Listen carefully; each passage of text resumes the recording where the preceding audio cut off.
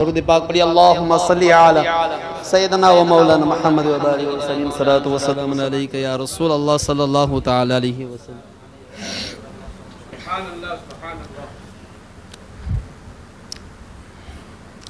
मशहूर हदीस है कि हुजूर अलैहिस्सलातु वस्सलाम सजदे में होते, हसनैन तशरीफ़ लाते और पुश्त पर सवार हो जाते और हुजूर सद्दा लंबा कर देते। बड़ी मशहूर हदीस। उल्मा से पूछो, आप नमाज के लिए खड़े हुए, क़याम किया, रुकू किया, फिर सद्दे में गए, सुबहान रब्बियल आला, सुबहान रब्बियल आला, सुबहान रब्बियल आला, 3 बार ये आपने तस्बीह पढ़ी। सद्दे से उठे, फिर दूसरा सद्दा किया। अब दूसरे सद्दे में 5 तस्बीह पढ़ी, 7 तस्बीह पढ़ी, दूसरा सद्दा आपने लंबा कर दिया। तो ये नमाज के आदाब के ख़िलाफ़ है। नमाज में कोई कराहत नहीं आएगी। नमाज के आदाब, हर चीज़ के आदाब, दुआ के आदाब, खाने के आदाब, इसी तरह नमाज के भी आदाब है।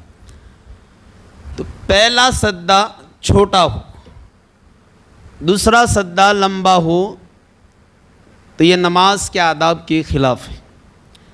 लेकिन पहला सद्दा लंबा हो, दूसरा सद्दा छोटा हो तो कोई हर्ज नहीं, बल्कि इसी तरह सद्दा करना चाहिए। पहले सद्दे में 5 तस्बीह पढ़ी, दूसरे में 3 पढ़ी, कोई हर्ज नहीं। पहले में 3 पढ़ी, दूसरे में 7 पढ़ी, 9 पढ़ी, तो नमाज के आदाब के ख़िलाफ़ है। अब मसला हैरान कुन हो गया। हुजूर नमाज पढ़ रहे थे, पहला सद्दा कर चुके थे, दूसरे सद्दे में हसनैन आ गए, पुष्प पर सवार हो गए, हुजूर ने सद्दा लंबा कर दिया। हम नमाज पढ़ते हैं, नियत करते हैं 4 रकात या 2 रकात वास्ते अल्लाह ताला के। यकीनन हुजूर ने भी यही कहा होगा कि वास्ते अल्लाह ताला के। तो जो काम अल्लाह ताला के वास्ते हो, फिर उसमें अपनी मर्जी नहीं चलती है। वास्ते अल्लाह ताला के तो मर्जी भी अल्लाह ताला की। जो काम अल्लाह के वास्ते हो, अल्लाह की रज़ा के लिए हो, फिर उसमें अपनी मर्जी नहीं चलती। आप नमाज के लिए खड़े हो गए, नमाज पढ़ रहे हैं, अल्लाह के वास्ते खड़े हो गए, अल्लाह की रज़ा के लिए खड़े हो गए, अल्लाह की इबादत के लिए खड़े हो गए। अब आप कि मोबाइल पर रिंग बज रही है, फ़ोन आ गया, किसी का कॉल आ गया, अब आप उठाकर बात करने लगे तो नमाज फासिद हो जाएगी। क्योंकि यहाँ अपनी मर्जी नहीं चलती, वास्ते अल्लाह के तो मर्जी भी अल्लाह की। लेकिन ये हुक्म हमारे लिए है, ये हुक्म हमारे लिए है। लेकिन हुजूर का ये मकाम है कि हुजूर की मर्जी नमाज में चलती थी। नमाज में हुजूर की मर्जी चलती थी, क्योंकि हुजूर की मर्जी ही तो अल्लाह की मर्जी है। हुजूर ने सद्दा किया, कई बार सद्दा किया, सद्दे में सर रखा, हसनैन आ गए, हुजूर ने सद्दा लंबा कर दिया। उसके बाद ये होता कि हुजूर हालत सद्दा में होते, हसनैन आते, पुष्प पर सवार हो जाते। तो हुजूर पहले एक को उतारते, फिर दूसरे को उतारते, फिर सद्दे से सर उठाते, फिर दूसरा सद्दा करते।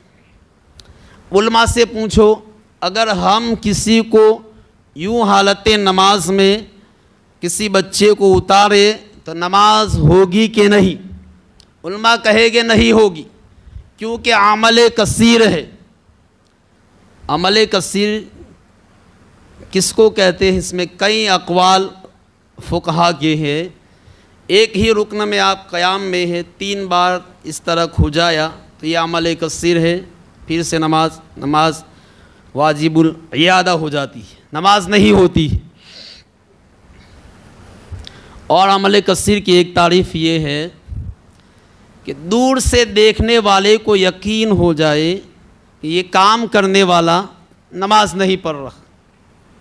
और एक कौल ये है कि जो काम 2 हाथों से किया जाए वो अमल कसीर में शुमार होता है। तो उल्मा कहेंगे नमाज नहीं होगी। लेकिन कमाल है, मुस्तफ़ा की नमाज में कोई फ़र्क नहीं आया। क्यों? फरमाया कि तेरे बच्चे और है, मुस्तफ़ा के बच्चे और है, तेरे बच्चों का मामला और है, मुस्तफ़ा के बच्चों का मामला और है। अरे फरमाया जो सद्दे में है वो भी हुसैन है, जो पुष्ट पर सवार है वो भी हुसैन है। और ये मैं नहीं कहता, हदीस का तर्जुमा है, हुसैन मिन्नी व अना मिनल हुसैन, हुसैन मैं हूं, मैं हुसैन हूं। तो नमाज में हुजूर की मर्जी चलती थी। हसनैन आते, पुष्प पर सवार होते, हुजूर पहले एक को उतारते फिर दूसरे को उतारते। तो हजरात गिरामी, जब हसनैन करीमैन पुष्प पर सवार हुए तो हुजूर अपनी मर्जी कर लेते, उतार देते, लेकिन उतारा क्यों नहीं, अपनी मर्जी क्यों नहीं चलाई?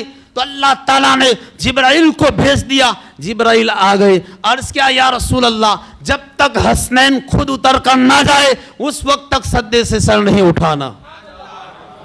गोया रब ने फरमाया कि महबूब, आज तक तूने सजदों को मेरे लिए लंबा किया है, आज अपने नवासों के लिए लंबा कर दे, आज अपने नवासों के लिए सद्दा लंबा कर दे। हम कायनात को बताना चाहते हैं कि सद्दा मेरे लिए होता है, लेकिन आज हम उसे तवील हुसैन के लिए करवा रहे हैं। तो ये शान है हज़रत इमाम अली मकाम रज़ी अल्लाह ताला अन्हो की। आखिरी एक बात करके गुफ्तगू ख़त्म करता हूँ। मशहूर हदीस पाक है, हुजूर खुतबा दे रहे थे, इतने में हसनैन करीमैन आ गए। तो हुजूर खुतबा रोक कर मिंबर से उतर कर शहज़ादों को उठाते हैं, दोबारा वापस आते हैं, खुतबा शुरू करते हैं, कभी हसन को चूमते हैं, कभी हुसैन को चूमते हैं। अब मुझे बताइए, हम रोज़ाना ज़ोहर के वक्त इमाम के साथ, जमात के साथ कितनी रकातें पढ़ते हैं? 4 रकात। और जुमा के दिन जमात के साथ हम 2 रकात पढ़ते। तो जुमा के दिन भी 4 रकात होनी चाहिए थी, 2 रकात कहाँ गई? 4 रकात होनी चाहिए, क्योंकि ज़ोहर जुमा का कायम मकाम है। तो 2 रकात कहाँ गई? तो उलमा फरमाते हैं खुतबा 2 रकात के कायम मकाम है। जिस तरह 2 रकात फ़र्ज़ है, इसी तरह खुतबा जुमा के लिए फ़र्ज़ है। जिस तरह नमाज के दौरान बात करना मना है, इसी तरह खुतबे के दौरान बोलना मना है। जिस तरह नमाज के दौरान चलना फिरना मना है, खुतबे के दौरान चलना फिरना मना है। हुक्म है खड़ा हो, बैठ जाए, बैठा है तो नमाज की हालत में जिस तरह बैठते हैं बिल्कुल साकित होकर बैठ जाए। यहाँ तक हुक्म है कि खुतबे की अजान में अंगूठे चूमने की भी इजाज़त नहीं, ताकि कोई हरकत ना हो। यहाँ तक हुजूर ने फरमाया कि खुतबा हो रहा है और कोई शख्स किसी बंदे से कहे कि चुप हो जा, सरकार फरमाते हैं जिसने ये कहा चुप हो जा उसने भी गलत किया, उसने भी बेकार बात कही, इतना बोलने की भी इजाज़त नहीं। इसलिए हुक्म है, पहले खुतबे में हाथ बांधने का हुक्म है, दूसरे खुतबे में हाथों को रानों पर रखने का हुक्म है, और ये दोनों तरीके नमाज के हैं। तो खुतबा फ़र्ज़ है, हुजूर फ़र्ज़ अदा कर रहे हैं, खुतबा पेश कर रहे हैं। तो जिस नबी ने हमें ये कहा कि खुतबे के दौरान बोलना भी मना है, जिस नबी ने हमें ये बताया कि खुतबे के दौरान किसी को ये भी मत कहना कि यहाँ बैठ जाओ, चुप हो जाओ, लेकिन सरकार खुद खुतबा छोड़कर हसनैन को उठाने के लिए चले गए, तो अब मेरी समझ में आ गया कि अगर हुसैन दीन ना होता, हुसैन इस्लाम ना होता, तो सरकार कभी खुतबा छोड़कर ना जाती। क्योंकि फर्ज को फर्ज के लिए रोका जा सकता है, लेकिन फर्ज को सुन्नत के लिए नहीं रोका जा सकता, फर्ज को नफल के लिए नहीं रोका जा सकता। तो सरकार खुतबा छोड़कर हसनैन को उठाने चले गए, तो सरकार के अमल ने बता दिया कि फर्ज फर्ज के लिए रोक सकता है। अब अगर कोई मुझसे ये कहे इस्लाम की शक्ल बताओ, इस्लाम दीन की शक्ल बताओ, तो मैं सरकार का खुतबा पेश करके बताऊंगा कि मुस्तफा ने खुतबा रोककर हुसैन को उठाकर बता दिया कि हुसैन दीन है, हुसैन इस्लाम है, हुसैन दीन है, हुसैन इस्लाम में है।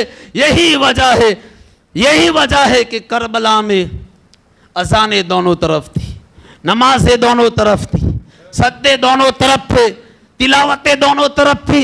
अब पता कैसे चले कि दीन किधर है, पता कैसे चले हक किधर है, पता कैसे चले इस्लाम किधर है। तो मैंने कहा हुसैन दीन है, हुसैन इस्लाम है। जिधर हुसैन है उधर हक है, जिधर हुसैन है उधर इस्लाम है, जिधर हुसैन है उधर दीन है। करबला में अजाने दोनों तरफ थी, लेकिन हुसैन दोनों तरफ नहीं था। नमाजें दोनों तरफ थी, हुसैन दोनों तरफ नहीं था। सद्दे दोनों तरफ थे, हुसैन दोनों तरफ नहीं था। तिलावतें दोनों तरफ थी, हुसैन दोनों तरफ नहीं था। तो इस्लाम नाम है वजूद हुसैन का। अब मेरी समझ में आया कि गरीब नवाज ने क्यों कहा शाह अस्त हुसैन, बादशाह अस्त हुसैन, दीन अस्त हुसैन, दीपना अस्त हुसैन। अब समझ में आया गरीब नवाज ने क्यों कहा कि हुसैन दीन है, क्योंकि जिधर हुसैन है उधर इस्लाम है, जिधर हुसैन है उधर दीन है। शाह अस्त हुसैन, बादशाह अस्त हुसैन, दीन अस्त हुसैन, दी पना अस्त हुसैन। दरअसल गरीब नवाज के ये अशार जो मशहूर है ये इसी खुतबे की तर्जुमानी है। तो अल्लाह ताला आज की हमारी हाज़िरी को कबूल मंजूर फरमाए। वा अलैना इल्लल बलाग। अस्सलामु अलैकुम। चैनल फैज़ान पंजतन को सब्सक्राइब करें, लाइक करें, बेल आइकन बटन को दबाएं।